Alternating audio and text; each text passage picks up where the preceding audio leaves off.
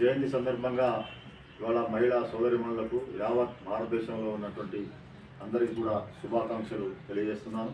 ముఖ్యంగా సావిత్రిబాయి పూలే యొక్క ఇవాళ జయంతిని రాష్ట్ర ప్రభుత్వం అధికారికంగా నిర్వహించడం, అదేవిధంగా మహిళా ఉపాధ్యాయ దినోత్సవంగా జరపడం అనేది ఇవాళ బాంబ్ షేప్ సాధించినటువంటి పెద్ద విజయం. ఎందుకంటే ఆనాడు మహిళలకు చదువును నిరాకరించినటువంటి సమాజం లోపల మనవాదం ఏదైతే సమాజంలో స్త్రీలకు ఎటువంటి హక్కులు లేనటువంటి కాలం లోపల ఆమె ఇవాళ తన యొక్క భర్త అయినటువంటి సావిత్రిబాయి ఇవాళ పూలే తన యొక్క జ్యోతిరావు పూలే యొక్క సహకారంతో చదువును నేర్చుకొని అనేక అవమానాలు పడి ఇవాళ మొట్టమొదటి మహిళగా భారతదేశంలో మహిళా ఉపాధ్యాయురాలుగా ఇవాళ మహిళలందరికీ కూడా ఆదర్శం.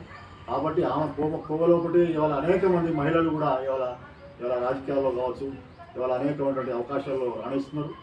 కాబట్టి ఇవాళ మనం మహిళలు కావచ్చు, ప్రతి ఒక్కరు కూడా ఇవాళ చదువు అనేది దాని యొక్క ప్రియారిటీ మనం అందరం గుర్తించవలసిన అవసరం ఉంది. సావిత్రిబాయిని ఇవాళ ఆదర్శంగా తీసుకొని మనందరం కూడా ముందుకు సాగవలసిన అవసరం ఉంది. మరొక్కసారి సావిత్రిబాయి జయంతి సందర్భంగా ప్రతి ఒక్కరికి కూడా ఇవాళ జయంతి శుభాకాంక్షలు తెలియజేస్తున్నాను.